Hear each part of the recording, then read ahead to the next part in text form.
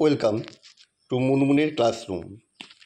আমরা করছি class 12-এর semester 3 question ব্যাংকের সলিউশন। আজ পাবে সেট 2 এর পার্ট 2।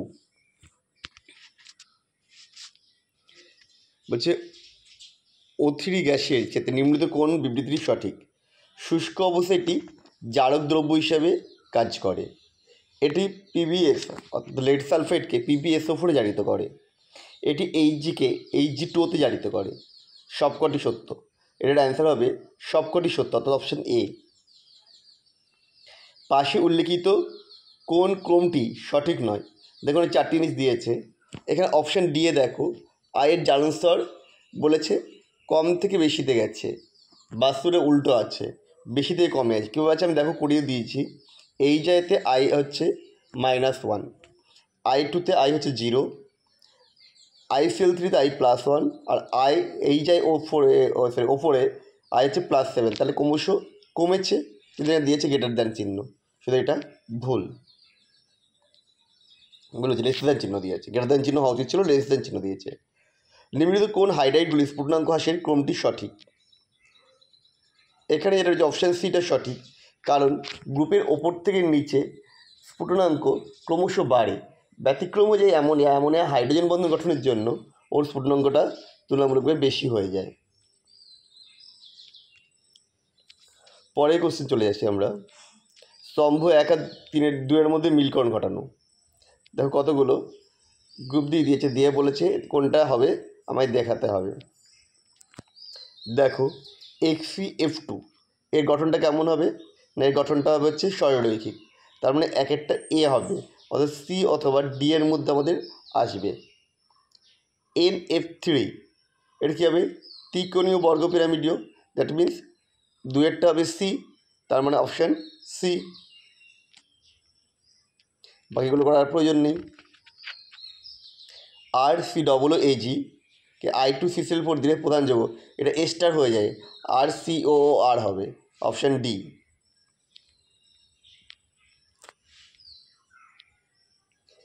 CH3Br প্লাস নিউক্লিওফাইল তৈরি হবে CH3 nucleophile plus Br minus.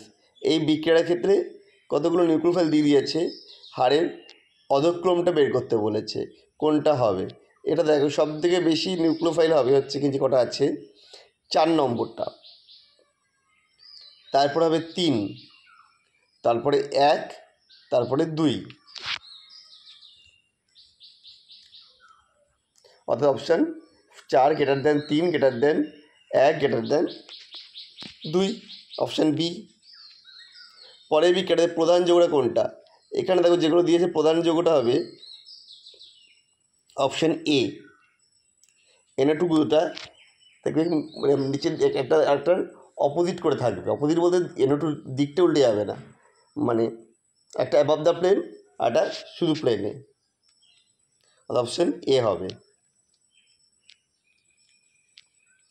বিবৃতি আছে SN1 বিক্রিয়া সাধারণত পোলার প্রতীক দ্রাবক, যেমন জল, অ্যালকোহল, অ্যাসিড প্রভৃতি সংগঠিত, একদম ঠিক।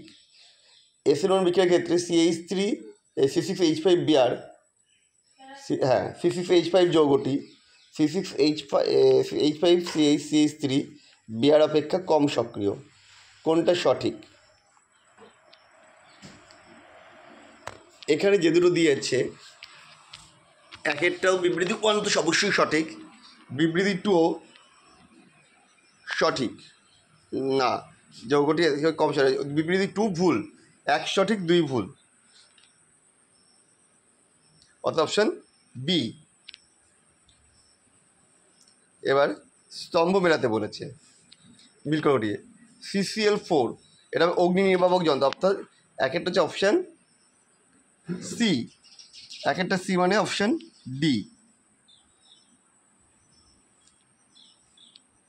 বাকিগুলো তাহলে বুঝে যাবে, কারণ একে সি একটাই আছে।